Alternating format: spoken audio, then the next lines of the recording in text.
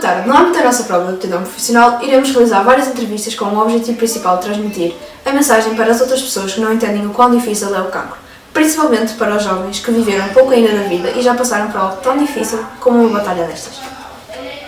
Hoje estamos aqui com a doutora Ana, que nos vai falar um pouco do cancro pediátrico e sobre a sua história como médica nesta área. Boa tarde, doutora Ana. Podemos então começar a entrevista a falar um pouco sobre si e sobre a sua profissão e como é lidar o dia a dia com estas crianças. As crianças é sempre bom lidar com elas, não é? Quando estão doentes também têm momentos bons e momentos maus. E o seu percurso profissional, você era isso mesmo que queria, ir para médica? Sim, eu sempre quis ir para a medicina. Eu, quando era mais pequena, queria ir para a medicina veterinária. Mas depois, por volta dos 10, 11, comecei a pensar logo em medicina e pronto, era isso que eu queria. Depois, quando entrei para a faculdade, tinha pensado em ir para a cirurgia, mas depois não me pareceu que fosse a minha área e gostei muito quando fiz o estágio em pediatria. E depois houve essa possibilidade de ir para a pediatria. Então, podemos fazer-lhe algumas perguntas, não se irá importar. Então, que exames específicos são necessários para confirmar um diagnóstico de uma criança para ter cancro? Os primeiros sinais ou sintomas, não é? Aquilo que faz os pais levarem a criança ao médico, podem ser muito parecidos com outras situações. A febre, que é muito frequente na criança pequena, pode ser uma tosse, pode ser um cansaço, mas num contexto de um quadro, portanto, parece um quadro gripal. Noutros casos não se nota nenhuma alteração, até que, por exemplo, a mãe a dar banho nota uma contração, um papo. Sim. E isso é o que alerta faz os pais. o que alerta, ou sente uns gânglios no pescoço que estão a crescer, portanto, tudo isso pode, ou fica muito pisada, diferente do que era costume, pronto, isso leva ao médico. Mas isso pode acontecer, uma criança, por exemplo, que brinca muito, joga muito futebol, pode ter pisaduras nas pernas. Sim. E não sei. Pronto. Depois já é feita uma história pelo médico que a recebe e um exame clínico, um exame objetivo, a procurar sinais que possam traduzir sinais de alarme e pronto, e faz análise ou algum exame dirigido àquilo que encontra. Conforme aquilo que encontra, assim fará o exame. Pelos exames das análises e pelos exames, por exemplo, uma ecografia, assim, para pôr uma coisa que é mais simples, já se pode suspeitar de que estamos na presença desse tipo de doença. Habitualmente é preciso, para confirmar, analisar as células que estão envolvidas. O nosso corpo é composto de muitas células, não é? Como se fossem os tijolinhos que constroem uma casa e digamos que há ali uma zona que tem um aspecto diferente do que é o habitual e tem que se recolher material. Se for um tumor, faz-se uma biópsia. Se for, por exemplo, uma leucemia, tem que se fazer uma análise da medula óssea para analisar essas células e ver se de facto elas têm características de células malignas. Isso é que define o cancro. Ok. E nós sabemos que tem vários tipos de cancros, não tão comuns, ou que são raros, e outros que são mais comuns. Quais são os mais que frequentemente aparecem? Em termos de... O mais frequente são as leucemias, que são doenças malignas do sangue e da medula óssea. Em termos daquilo que chamamos os tumores sólidos, o mais frequente são os tumores do sistema nervoso central, cérebro e espinal medula. Esses são os mais frequentes. Ok. Em termos, por exemplo, de abdominais, não é? A região da barriga, o mais frequente dos tumores sólidos é o neuroblastoma, que foi o que teve a nossa amiga. Como é que a família pode ser envolvida no processo? Apoiando, como é óbvio, mas há crianças que têm que seguir umas medidas, né? E não pode estar com a família toda, digamos, né? Têm que estar ou isoladas, ou só estar com a mãe ou com o pai. Mas como é que a família pode, digamos, estar lá? A família pai e mãe têm que ser envolvidos, Sim. não é?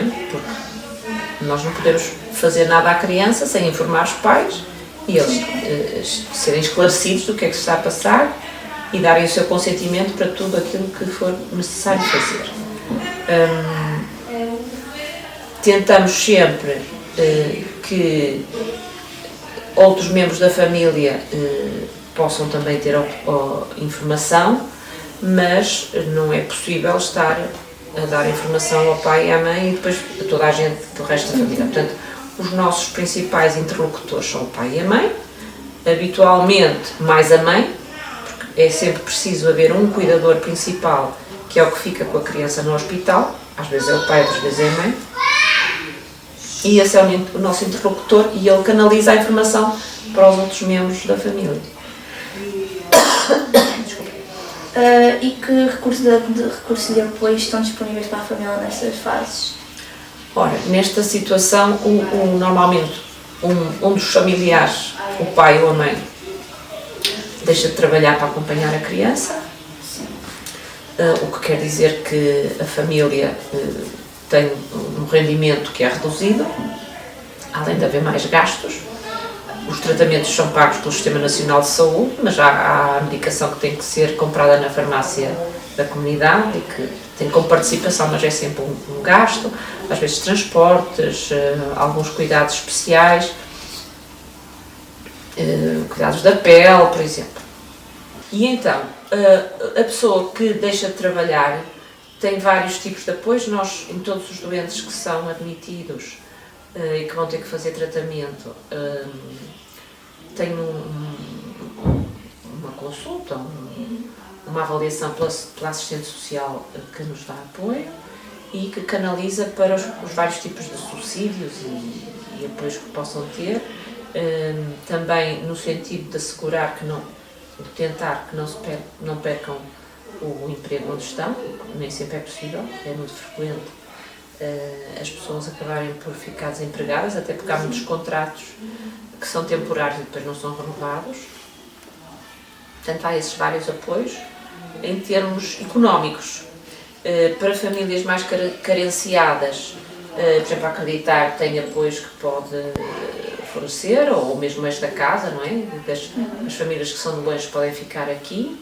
A Liga Portuguesa contra o Cancro também tem alguns apoios e, portanto, tentamos, às vezes há comunidades que também têm possibilidade de apoio, por exemplo, na paróquia, ou assim, é possível encontrar alguns apoios e, portanto, tentamos acionar todos esses apoios. Depois, há também o apoio psicológico, temos uma psicóloga que trabalha connosco e que avalia a família e a criança e, de acordo com aquilo que for identificado, mantém o seguimento ou não. Também o apoio em termos de nutrição, de orientação da parte do que é que eles podem comer e não. Tem uma nutricionista e depois todos os profissionais do serviço dão o apoio.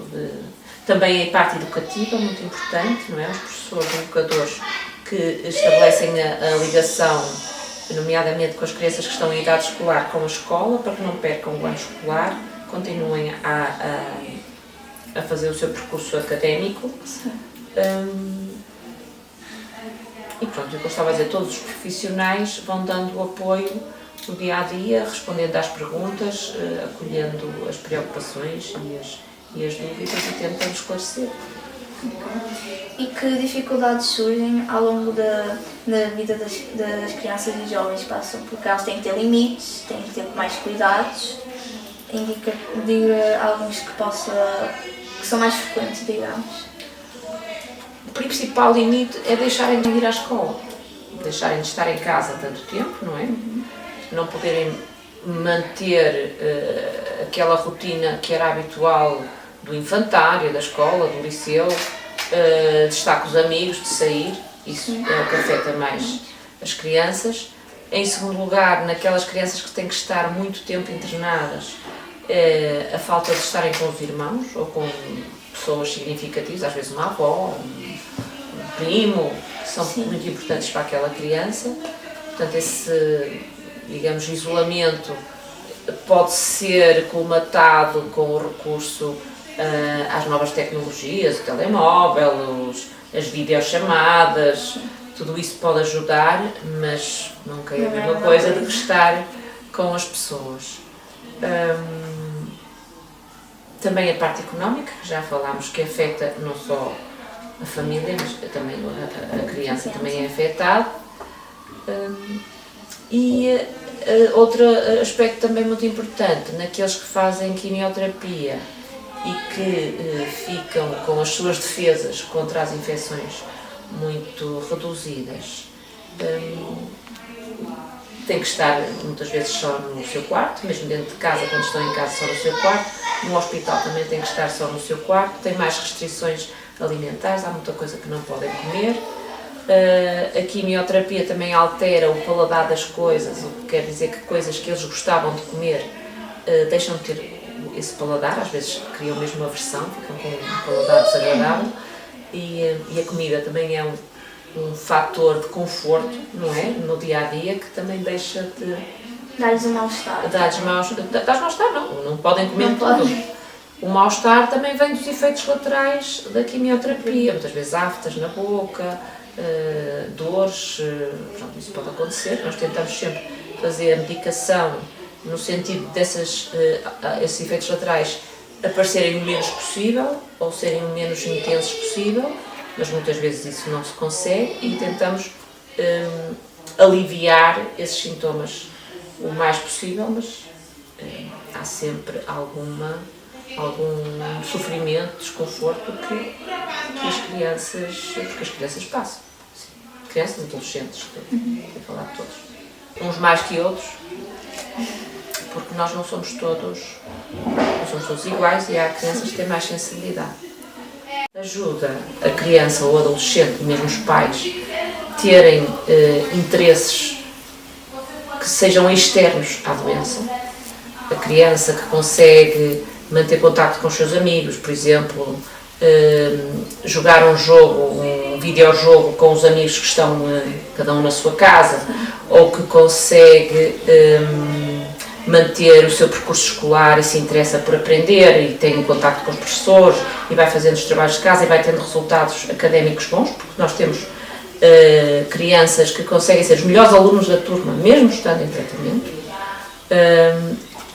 Manter o interesse em alguma coisa que seja fora da doença, ou brincadeira, não é? Os mais pequeninos vão até à salinha de brincar, ou mesmo em casa continuam interessados na brincadeira, tudo isso contribui para o bem-estar da criança e também, ao mesmo tempo, da família. Por exemplo, a mãe ou ter a oportunidade de ir ao cabeleireiro, alguém ajudar para ela poder manter-se arranjada, poder fazer uma caminhada, ir conversar com os amigos. Os amigos são muito importantes nas famílias. Os amigos podem ser da família ou não, mas quando os pais conseguem manter o seu núcleo de amigos que seja um núcleo de apoio e têm momentos em que podem estar a conversar, isso é muito importante para o bem-estar das famílias. Toda a comunidade pode ajudar estas famílias. Às vezes uma coisa simples, por exemplo, uma criança que está internada com a mãe e uma vizinha, a mãe vai a casa e a vizinha trata da roupa, não é? A criança leva a roupa, a vizinha trata da roupa, lava, seca, põe tudo direitinho e a mãe, quando regressar do internamento, tem isso orientado. Coisas simples podem ser muito úteis, toda a comunidade pode ajudar. Finalizando esta entrevista, o agradecimento à doutora Ana por se ter disponibilizado a ajudar a falar um pouco sobre este assunto do cancro pediátrico. Obrigada. O prazer foi todo meu. E boa sorte para vocês.